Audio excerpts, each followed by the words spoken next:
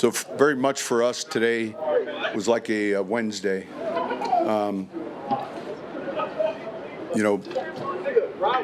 Base tomorrow will be like a Thursday. I mean, the schedule just falls into place pretty cleanly. Any questions? Coach, it's the first time we've talked to you since we found out you're playing the Bills. What are your initial impressions? Yeah, I mean, everyone, we watched the games during the weekend. There were a lot of good games. Certainly, it was a big win for them on the road. I've got a ton of respect, and I consider Sean a good friend in this profession. He was back with Andy and Philly and the late Jim Johnson, and Steve Spagnuolo, Sean McDermott.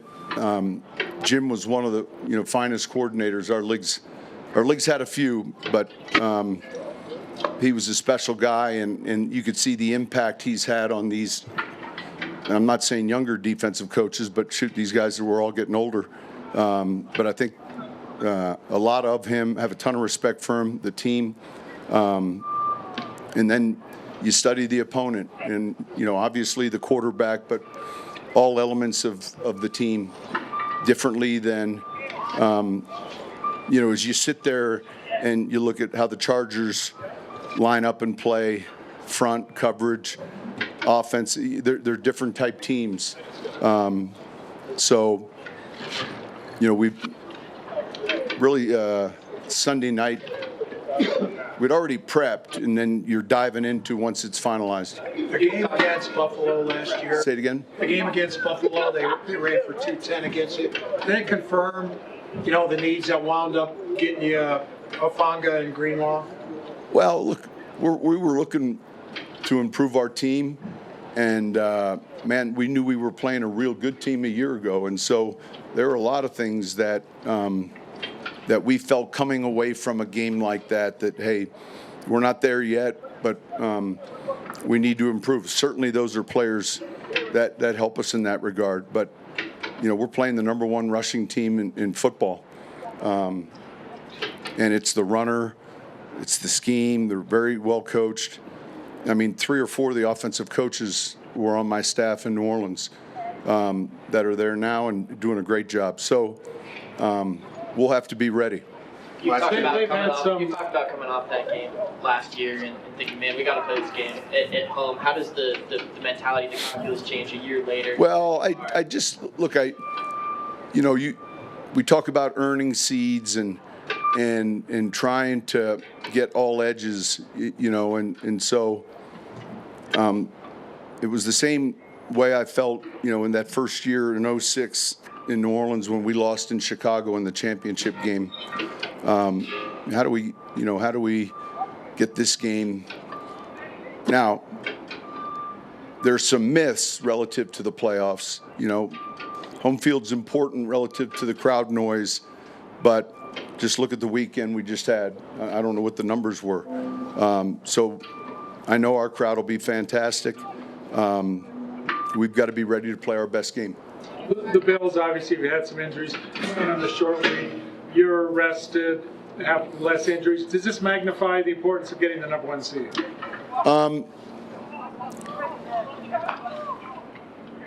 Well, look, the rest is important, but that doesn't. The myth number 2 is that ensures a fast start. It doesn't. You understand this. We're playing a team that's coming off one of their biggest wins in the last 10 years. And so we've got to earn a fast start and take advantage of the energy, take advantage of the rest, but it has to be done out here. And today was a good start. Sean, your defensive guys, they didn't like the way they played in that Washington game when you were coming off your regular season bye. Can you learn from that in this scenario, or are they just different enough because of this? Yeah, I wasn't. I mean, listen. We didn't treat this bye the same though. Yeah. So this was entirely different. Sean, Houston, who has, I think, similar defensive traits, had some success against Josh, maybe more than most. Can you copy some of what they did? Well, we do this in all 3 phases. I've got this screen in front of me that has 2 years, of their opponents and what the opponents did. What's the score? Third down, red zone, rushing yards, per carry, passing, like across the grid, and then you're noticing, all right, who was it that played them well? In their losses, they lost the turnover battle and all but one of them. And then the same thing applies when you're looking at who's defended them well. I ask Vance that all the time. Who's defended them well? Jacksonville defended the run well. And so all of that factors into your scheme. Now, you're not changing the type of front you play, but they do this runner combined with the quarterback.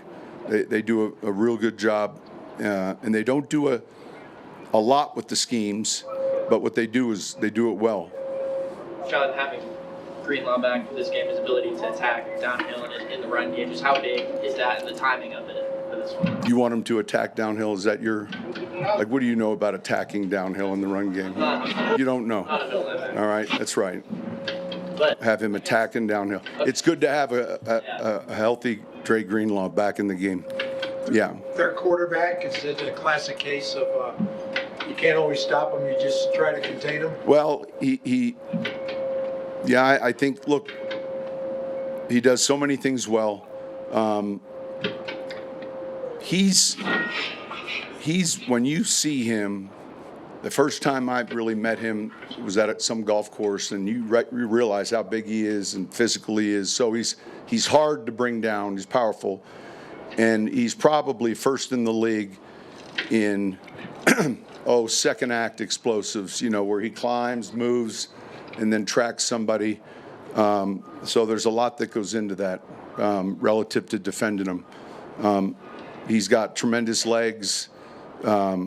He's a fantastic competitor, and so he was the difference when that game that was close last weekend, and here it is, the final drive. It's been a while since I've seen someone gain 7 yards on a sneak, and but yeah, he's one of the stars of our league, and you see it year in and year out. Do you think there's much of a benefit for all the guys that got their first postseason experience last year in terms of knowing what that moment? Myth number 3, postseason experience is important. Myth number 3. Obviously, they played in it, but historically,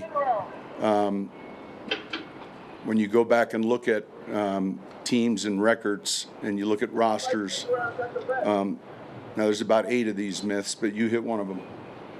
Obviously, being in that environment, and it's really the week. It ratchets up. It's different.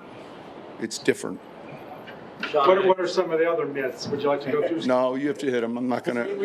You're the one who's asking the questions. It's your time. Sean, you say like being first. In this case, you're just a second to be an underdog as a 1 seed. Is that something to be? Yeah, I can't control that. I don't. We don't pay attention to that, honestly. Sean, they've been difficult to throw the ball against overall this year. Do you see the Jim Johnson hallmarks? So you go back, and it's Jim. It's they're strains. Spags is man. They'll keep a shell on the coverage. Years later, after I left New York, and Sean left the Eagles, he ended up at Carolina, and here I am. And so for years, we were seeing versions of, Shaq, who's playing now, was playing back then. And shoot, they had him in a big nickel package where he was covering receivers, like in man. But, yeah, there's principles they believe in, and they do a good job of staying on top of coverage. They disguise well. They'll give you fire zones. You have to be prepared for weak corner pressures. And so they're from that same tribe, and that's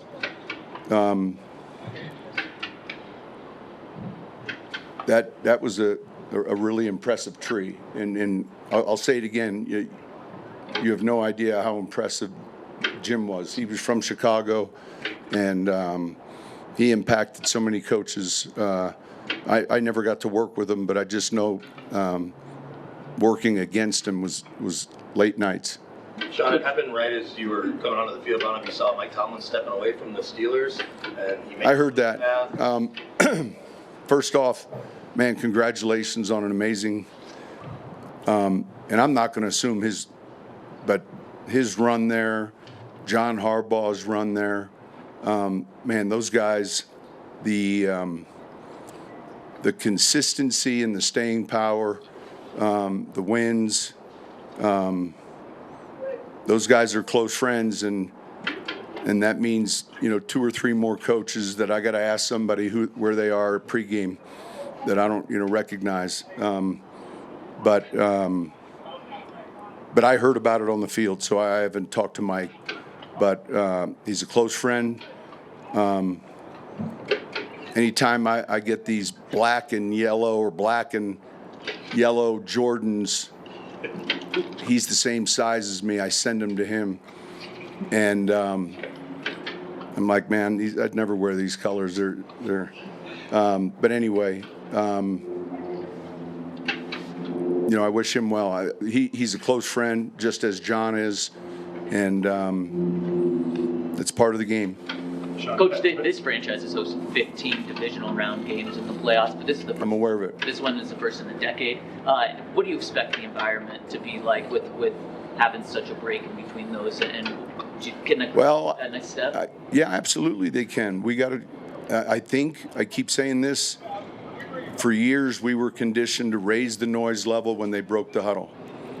The noise level needs to be loudest when they enter the huddle. And then, can you do that? Hey, can we do that collectively for 120? No, I don't need it. I just need it for half the snaps in the game, right? So, let's say 65 snaps, 10 seconds. That's a huge advantage. Sean, obviously it depends on how long you're playing here, but is there a chance that Brandon Jones still gets back at some point in the next time? I don't think so. I don't think so.